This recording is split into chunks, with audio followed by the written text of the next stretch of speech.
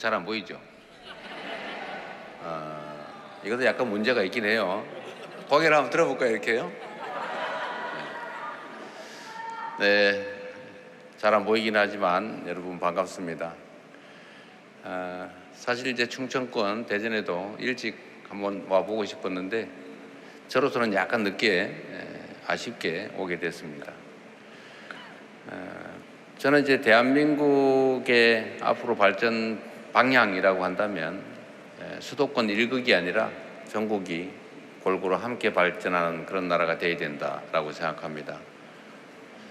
선거 때도 자주 그런 말씀을 드렸는데 대한민국이 과거에 자원도 부족하고 역량도 부족하고 자본도 부족하고 기회도 부족하고 이게 부족한 게 많은 그 시절에 단기간에 압축 성장을 해왔습니다. 근데 성장하는 방법은 결국은 부족한 자원을 골고루 다 나누면 다 흐지부지 사라지니까 한쪽에 집중할 수밖에 없었습니다. 그러니까 우리가 기억하는 박정희 시대의 고도성장 또는 80년대도 마찬가지죠. 그 고도성장기에는 성장을 위한 자원 배분 방식이 결국은 한쪽으로 몰 수밖에 없었던 객관적인 상황이었죠.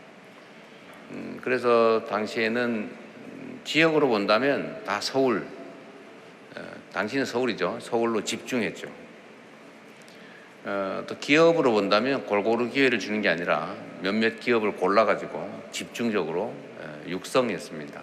그게 소위 지금은 뭐 많이 완화되긴 했지만 소위 재벌, 대기업, 재벌이라고 하는 대기업 군단으로 부작용도 많이 생겼지만 압축적 성장에 크게 도움이 됐던 게 또 사실이죠. 또 사람들에 대해서도 사실은 저는 그랬다고 생각합니다. 모두가 공평한 기회를 누리는 공정한 세상이기보다는 특정 소수에게 집중되는 그런 특정 불균형 성장 전략을 우리가 취해왔다라는 생각이 들어요. 그러다 보니까 많은 문제들이 생기기도 했지만 전 세계사에 없는 압축 성장을 했습니다. 식민지에서 해방된 나라 중에서 소위 산업화, 경제 성장, 발전도 이뤄내고 또 민주화도 이뤄낸 나라가 대한민국 하나밖에 없다, 유일하다라는 건 모두가 인정합니다. 아마 앞으로도 이렇게 짧은 시간에 이렇게 엄청난 성과를, 발전을 이뤄내는 나라는 찾기가 쉽지 않을 겁니다. 그래서 공도 있고 과도 있고 그런 것이죠.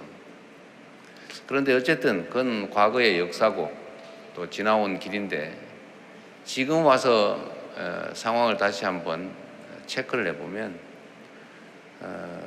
일극체계, 그러니까 불균형 성장 전략, 한쪽으로 이렇게 몰아서 성장하는, 발전하는 그런 전략이 한계에 다다른 것 같아요. 지역으로 보면 수도권으로 완전히 다 몰려가지고 나머지 지역들은 전부 다 생존의 위기를 겪는 상황이 됐죠. 기업 산업도 보면 특정 몇몇 대기업, 재벌 기업들이 대부분의 경제를 다 장악하고 또 뭐 소위 중소계열 기업에 대한 뭐 약탈이나 다름없는 이런 불공정 거래 이런 것들이 또 횡행해서 또 문제가 되기도 했습니다. 뭐 지금도 이제 뭐 완전히 해결된 것 같지는 않아요. 그리고 이제 특권 계층이라고 하는 것도 생겨났죠. 공정하고 투명한 사회냐 과연 이 나라가 아닌 측면도 많죠. 특권화된 거의 특권 계급화된 일부 사람들이 있습니다. 이제는 이걸 다 바꿔야죠. 근본적으로. 그래서 이제는 균형 발전 전략을 취하자. 또 지역으로도 한쪽에 너무 몰빵하지 말자. 올인하지 말자. 두 번째로는 뭐 기업들도 보면 소위 작은 기업이든 큰 기업이든 뭐 이미 성공한 기업이든 새롭게 시작하는 스타트업이든 공평한 기회 속에 정말 작은 기업도 경쟁력이 있으면 얼마든지 클 수 있고 큰 기업들도 부실하거나 부당하면은 시장에서 퇴출되는 그런 정상적인 경제 생태계를 만들어야 되지 않겠느냐. 공정하고 합리적인 사회를 만드는 거죠. 특권 계층으로 인식되기까지 하는 일부의 특권화된 특수한 몇몇 집단 또는 사람들의 이런 특권적 지위도 많이 해체해야 되지 않겠냐 하는 생각이 듭니다. 어쨌든 그 중에 하나 지역 균형 발전은 이제 매우 중요한 과제가 됐고, 충청, 세종, 대전 이 지역은 이제 중간쯤에 있는 거죠. 영남, 호남의 중간쯤, 수도의 중간쯤. 이리 갈까 저리 갈까 차라리 돌아갈까 싶은 삼거리쯤에 해당되죠. 그래서 어쨌든 여기는 지방으로 소외되는 것 같기도 하고, 또 균형 발전 전략을 일부 이제 전 정권들이 취해왔는데 거기에 일부 혜택도 좀 보고 있는 측면이 있죠. 뭐 대표적인 게 세종 행정수도 아닐까 싶습니다. 그리고 수도권이 이제 팽창을 하다 보니까 소위 이제 취업의 남방 한계선이라고 하는 게 있는데, 이게 이제 원래는 경기도 평택선까지였다가 이제 조금씩 계속 내려오고 있어요. 충청권까지. 뭐 그런 수도권 팽창의 혜택도 일부 보는 측면도 있는 것 같습니다. 그걸로는 또 부족하기도 하죠.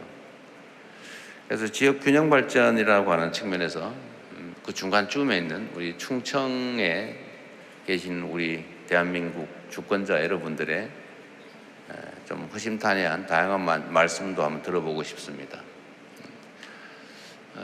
또 한 가지는 이제 저도 이제 충청도 얘기만 하자고 하는 건 아니고, 또 기회가 될 때마다 우리 대한민국 모든 국민들이 공통으로 겪는 문제, 공통의 관심사 이런 문제들도 얘기를 좀 하고 싶은데, 우리 안기령 부대변인이 지금 말씀하신 것처럼 오늘은 그 얘기를 좀 한번 해보고 싶어요. 저는 확신이 있습니다만 여러분들은 또 다른 생각을 할 수도 있어서 의견들을 좀 나눠보고 싶었습니다.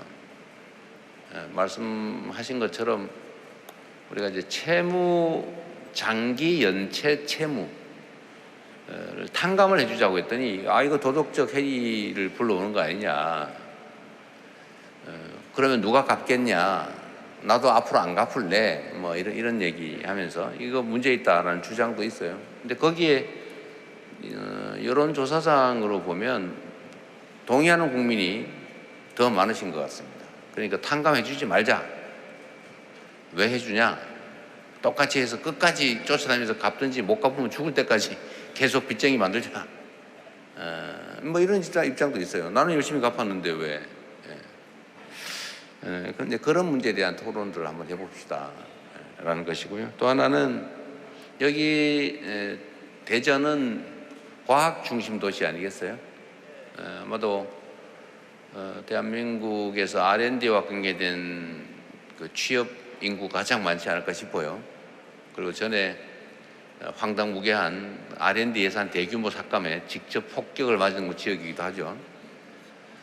이제 그 얘기를 오늘 한번 해보고 싶어요. 근데 앞으로 경제를 살려야 되는데, 이 경제를 살리는 데 있어서 뭐 어떤 산업 부분을 살릴 거냐, 농사를 주로 이제 지을 거냐, 경공업으로 갈 거냐, 중공업으로 갈 거냐, 뭐 첨단 기술 산업으로 갈 거냐, 첨단 기술 산업 중에서는 뭐 어떤 쪽으로 갈 거냐, 이런 정책 방향을 결정을 해야 되는데, 저는 우리 새 정부에서는 인공지능을 포함한 첨단 기술 산업 분야에 집중적으로 우리가 투자하고 지원하고 육성해야 되지 않을까 생각해요. 그 중에 핵심은 이제 연구개발 R&D일 테고, 또 인재 양성이 아닐까 싶습니다. 그 얘기를 집중적으로 하고요. 근데 또 일부는 오다 보니까 뭐 저기 머리띠 두르시고 또 데모하시는 분들도 꽤 계시던데, 이제 저한테 하시고 싶은 얘기도 많지 않겠어요?